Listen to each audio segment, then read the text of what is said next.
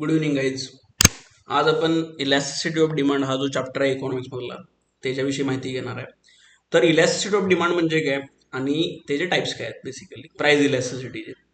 तर elasticity of demand म्हणजे काय की प्राइस एखाद्या गोष्टीची प्राइस इलॅस्टिसिटी ऑफ डिमांड म्हणजे की एखाद्या गोष्टीची प्राइस चेंज झाल्यामुळं त्याच्या क्वांटिटी डिमांडेडमध्ये किती चेंज होतोय. फॉर एक्झाम्पल आपल्या सगळ्यांना पिझ्झा आवडतोय. तर पिझ्झाची प्राइस 50 होती, 50 वरून 100 गेली. तर जेव्हा 50 होती तेव्हा 100 पिझ्झा ऑर्डर केले जायचे त्या प्राइसला, म्हणजे 100 डिमांड होती.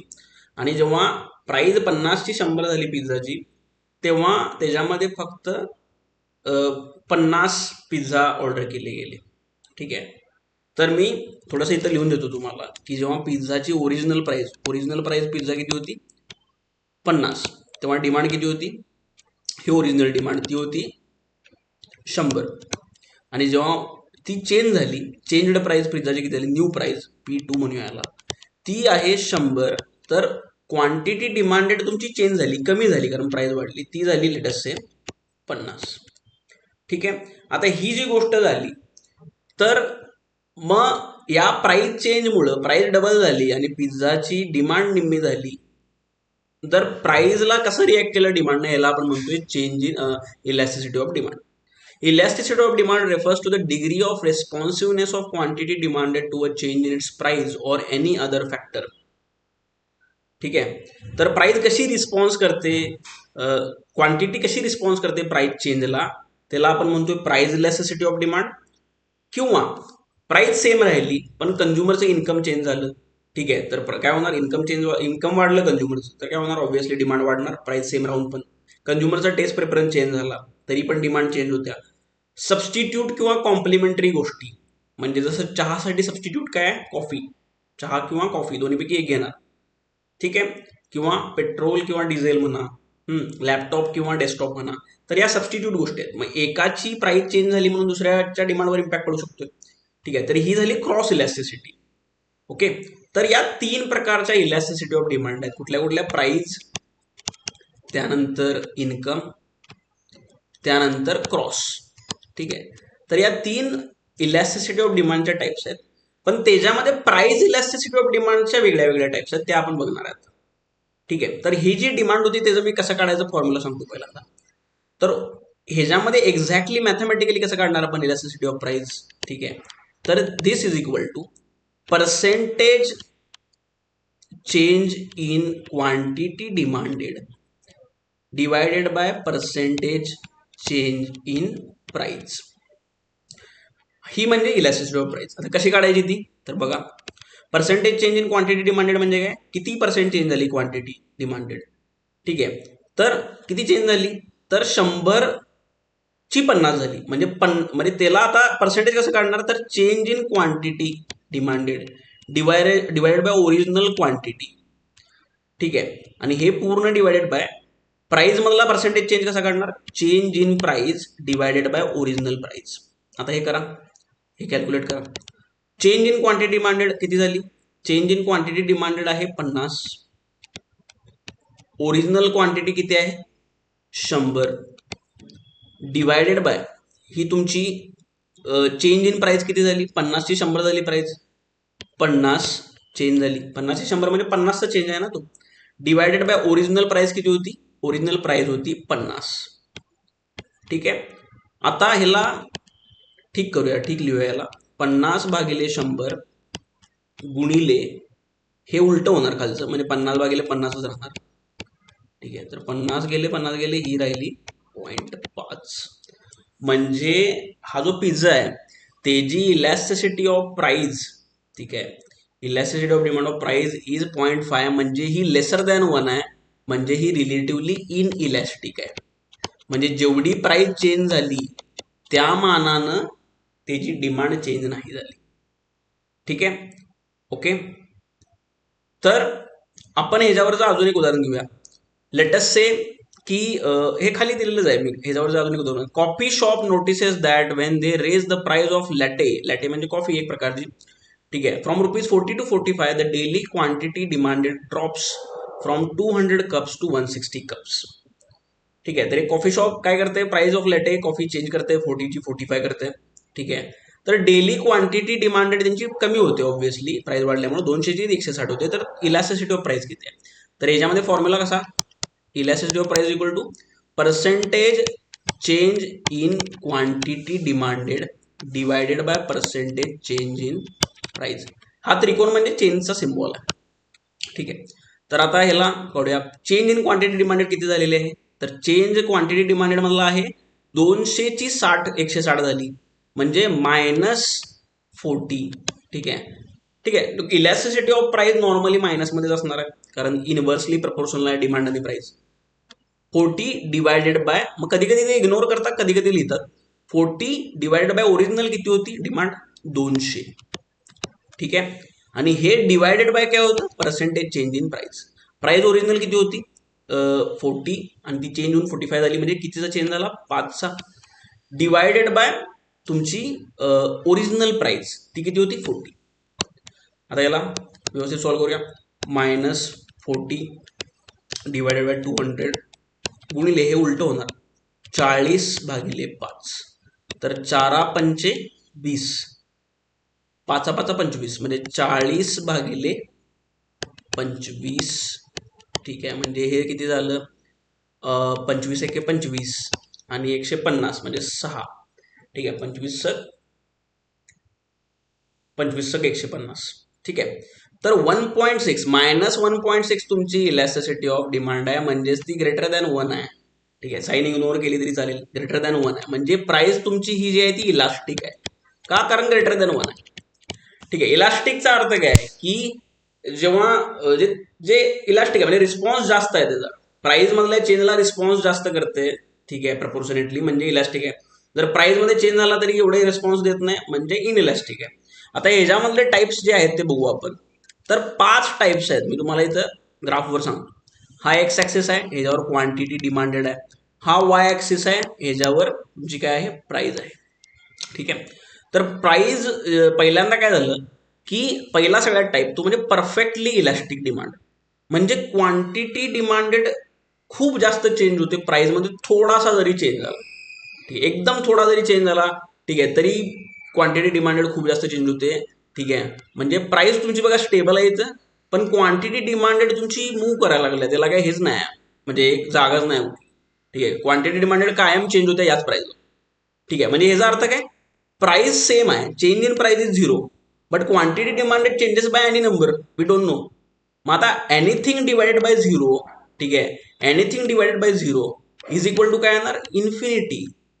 म्हणजे ही जी डिमांड आहे परफेक्टली इलास्टिक डिमांड, तेचं मॅथमॅटिकली कसं एक्सप्रेस करणार, इन्फायनाइट डिमांड आहे.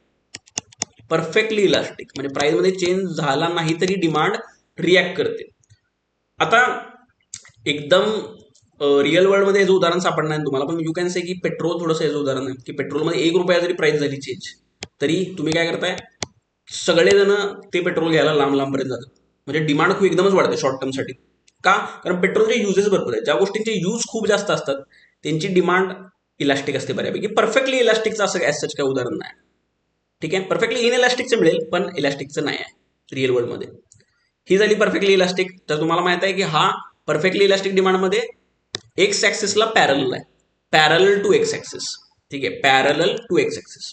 आता दुसरी बघूया, परफेक्टली इनइलास्टिक डिमांड. इनइलास्टिक डिमांडमध्ये काय होणार, इलास्टिकच्या उलट आहे म्हणजे पॅरल टू वाय ऍक्सिस येणार तुमचा डिमांड कर. हा डिमांड कर्व आहे, ठीक आहे, ह्याला डी म्हणूया. हा वरचा पण डिमांड कर्व होता. तर ही पॅरल टू वाय ऍक्सिस येणार. ठीक आहे, इथं क्वांटिटी डिमांडेड, इथं तुमची प्राइस. ठीक आहे, पॅरल टू वाय ऍक्सिस. आता याच्यामध्ये बघा काय ऑब्झर्वेशन आहे की क्वांटिटी तुमची सेमच आहे, क्वांटिटी चेंजच होत नाही बिलकुल. किती जरी प्राइस चेंज झाली तरी क्वांटिटी चेंज होत नाही बिलकुल. ठीक आहे, म्हणजे काय झालं तुमचं मॅथमॅटिकल फॉर्म्युलानुसार percentage change in quantity demanded divided by percentage change in price, असा फॉर्म्युला आहे इलॅस्टिसिटी ऑफ डिमांडचा. आता ह्याच्यामध्ये क्वांटिटी डिमांडेड काय चेंज होत नाही, 0 चेंज आहे क्वांटिटी डिमांडेड मधला. ठीक आहे, पर्सेंटेज चेंज 0 आहे आणि प्राइस मात्र काय पण चेंज होऊ शकतो. मग 0 divided by anything, any change in price एक जरी म्हटला तरी ह्याला पण आपण काय म्हणतोय, 0 डिवायडेड बाय एनिथिंग इज 0. म्हणजे ही तुमची परफेक्टली इनइलास्टिक डिमांड जी आहे त्याच्यामध्ये प्राइसला क्वांटिटी रिॲक्टच करत नाही, क्वांटिटी सेम राहते, स्टेबल राहते, परफेक्टली इनइलास्टिक. ठीक आहे. आता ह्याच्यामध्ये कुठली उदाहरण घेता येतील? ह्याच्यामध्ये आहेत उदाहरण, मेडिसिनचं उदाहरण आहे. मेडिसिनची प्राइस कमी जास्त जरी झाली तरी मेडिसिन तर तेवढाच खाणार ना. क्रोसिनच्या गोळ्या 2 रुपयानं स्वस्त झाल्या म्हणून जास्त क्रोसिन कोण खाते? नाही खात ना. मीठ 2 रुपयानं स्वस्त झालं किंवा महाग झालं म्हणून जास्त किंवा कमी मीठ कोण खाते? कोणच खात नाही. त्यामुळे मेडिसिन, सॉल्ट ज्या नेसेसरी गोष्टी आहेत, एकदम नेसेसरी, त्याच्यामध्ये तुम्हाला परफेक्टली इनइलास्टिक डिमांड दिसू शकते रिअल वर्ल्डमध्ये. ठीक आहे. हे दुसरा टाईप झाला. तिसरा टाईप कुठला? डिमांड इलॅस्टिसिटीचा, प्राइस इलॅस्टिसिटी ऑफ डिमांडचा. तर याच्यामध्ये तिसरा टाईप म्हणजे असा की युनिटरी इलॅस्टिक डिमांड. ठीक आहे, युनिटरी इलॅस्टिक डिमांड. ठीक आहे, असा कर्व येणार त्याचा. त्याच्यामध्ये तुमची प्राइस जेवढी चेंज झाली तेवढीच तुमची डिमांड चेंज होते. प्राइस तुमची 10% वाढली, ठीक आहे, 10% अप, तुमची क्वांटिटी डिमांडेड 10% डाऊन येणार. ठीक आहे, म्हणजे आता प्राइस आणि क्वांटिटी इन्व्हर्सली प्रपोर्शनल आहे, त्यामुळं विरुद्ध दिशेने जाणार ते. ठीक आहे. कुठल्या काय काय केसेसमध्ये प्राइस जरी वाढली तरी, प्राइस कमी जरी झाली तरी डिमांड पण कमी येते इन्फिरियर गुड्समध्ये. ठीक आहे. आणि काय काय ठिकाणी लॉ ऑफ डिमांडला एक्सेप्शन्स पण आहेत. इन्फिरियर गुड्स आहेत, गिफेन गुड्स म्हणतो त्याला आपण, कन्स्पिशियस, त्यानंतर बँड वॅगन इफेक्ट, या काय काय ठिकाणी. मग तो सब्जेक्ट मॅटर नाही आपला. ठीक आहे, पण आहे, एक्सेप्शन्स आहेत क्वांटिटी लॉ ऑफ डिमांडला. तर ही झाली युनिटरी इलॅस्टिक. युनिटरी इलॅस्टिक, मग युनिटरी इलॅस्टिक मध्ये काय होते? Percentage change in quantity is equal to percentage change in price. म्हणजेच दिस डिवाइड बाय दिस किती येणार? ईपी येणार तुमचं 1 येणार युनिटरी इलॅस्टिक मध्ये. आता अजून 2 टाइप्स राहिलेत ते बघू. अजून एक टाइप म्हणजे रिलेटिव्हली इलास्टिक डिमांड. ठीक आहे, रिलेटिव्हली इलास्टिक. आता रिलेटिव्हली इलास्टिक म्हणजे काय? मगाशी जी आपण काढलेली 1.6 कॉफीची काढलेली शेवटच्या एक्झाम्पल मध्ये, तर त्याच्यामध्ये काय होतं की 1.6 आलेली आपली elasticity of price more than 1. ह्याचा अर्थ काय? प्राइस जेवढी चेंज झाली डिमांड त्याच्यापेक्षा जास्त इन्क्रीज झाली.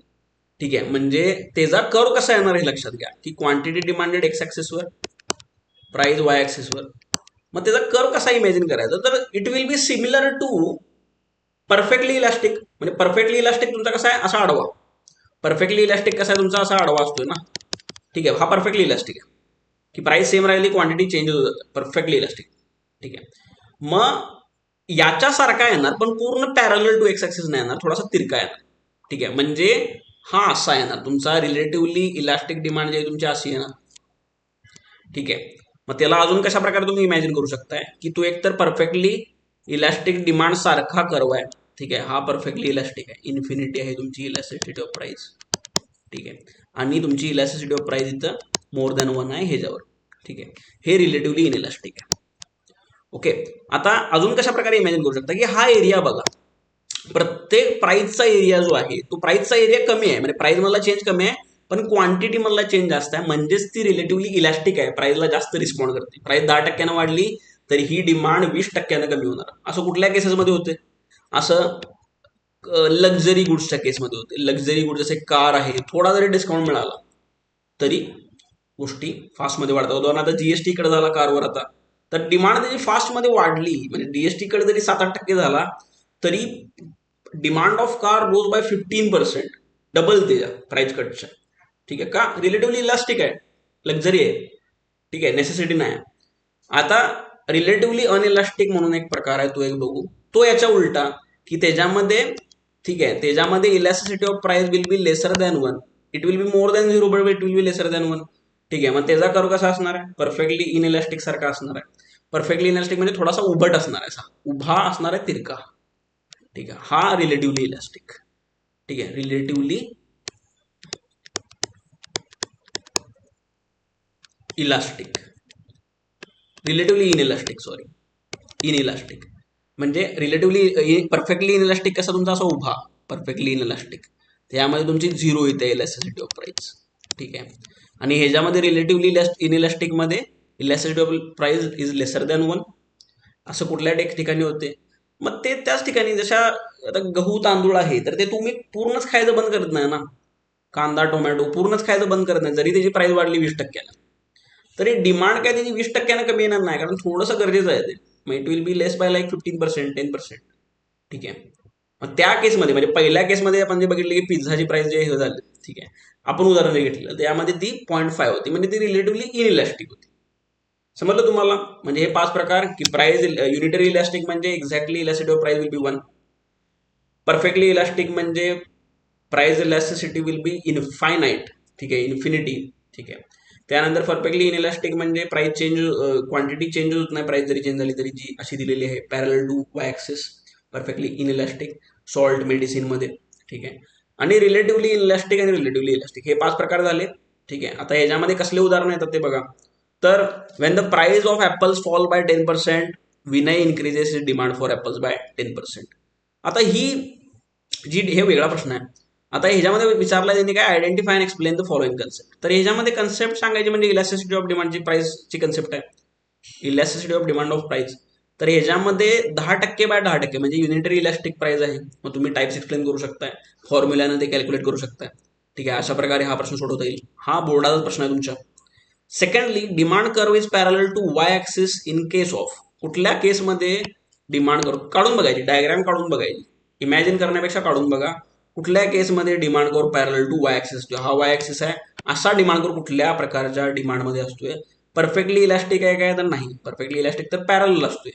परफेक्टली इनइलॅस्टिक आहे काय, ज्याच्यामध्ये क्वांटिटी सेम राहते. तर इथं क्वांटिटी सेमच राहिल्या नाही, म्हणून परफेक्टली इनइलॅस्टिक डिमांड हा राईट ऑप्शन आहे. ठीक आहे. हा पण बोर्डामधला प्रश्न होता. Explain the types of price elasticity of demand. तर आता तर मी 5 एक्सप्लेन केले, perfectly elastic, perfectly inelastic, relatively elastic, relatively इनइलॅस्टिक.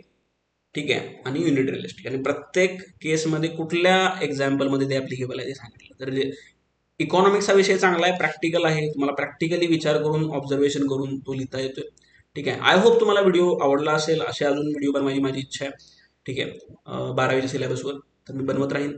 Like करा, शेअर करा, सबस्क्राईब करा. थँक्यू.